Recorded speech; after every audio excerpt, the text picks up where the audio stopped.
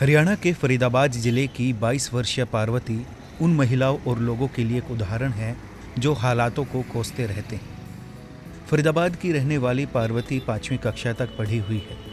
घर के आर्थिक हालात सही नहीं होने के कारण उसकी शादी कर दी गई।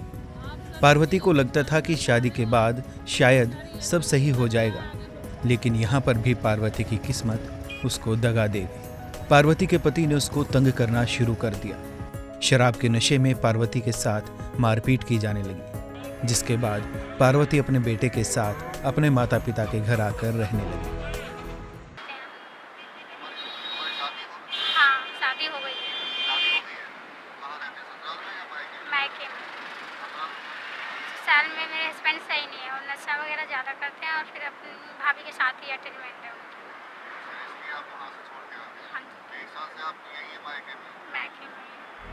माता पिता के घर आने के बाद भी पार्वती के सामने परेशानियां पहाड़ जैसी खड़ी थी। माता पिता के घर में कोई भी कमाने वाला नहीं था और घर के आर्थिक हालात बेहद खराब थे। उनकी माँ की तबीयत हमेशा खराब रहती है और पिताजी पैरों से चल नहीं सकते। ऐसे में पार्वती ने पढ़ाई कर रहे 3 भाई, 2 बहनों और अपने 8 महीने के बच्चे के साथ घर की जिम्मेदारी लेते हुए एक कंपनी में 7,000 रुपये की सैलरी पर नौकरी शुरू की, लेकिन लॉकडाउन की वजह से वो भी चली गई।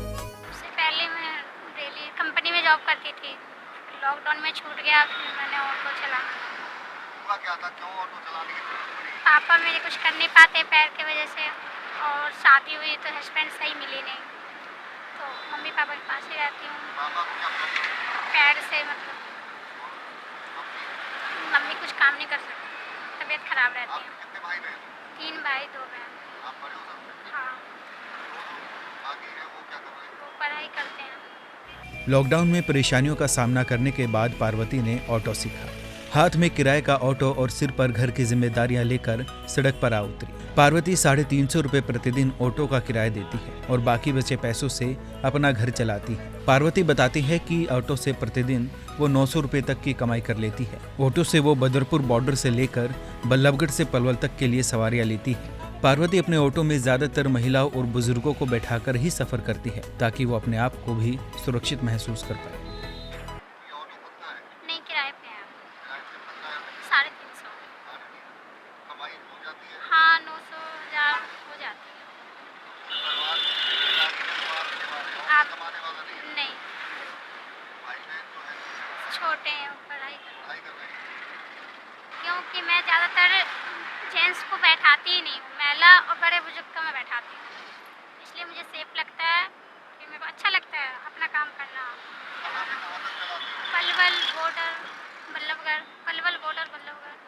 अच्छा, तो क्या आगे अपना ऑटो लेने का विचार कर? बिल्कुल विचार किया है कि कमा ले तो आगे लेंगे, पर फिलहाल अभी अपने घर की फैमिली की देख लूँ मैं। आने वाले टाइम में ऑटो चलाने का मन? नहीं, ऐसा कुछ नहीं है, ऑटो नहीं। मैं तो चाहती हूँ आगे मेरी फैमिली का अच्छा हो जाए, तो मैं ये ऑटो छोड़ के कहीं अच्छी सी जॉब मिल जाए, कुछ कर ले, नहीं तो फिर एंड में तो ये है ही है अपना। कभी पुलिस रोकती है?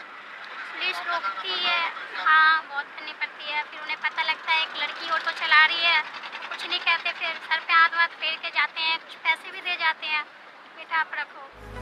एक के बाद एक परेशानियों से जूझने के बाद भी पार्वती ने हार नहीं मानी और हर मुसीबत का चट्टान की तरह सामना किया, जो कि आज की युवा पीढ़ी के लिए एक मिसाल है। फरीदाबाद से रुस्तम जाखड़ की रिपोर्ट, ETV भारत, हरियाणा।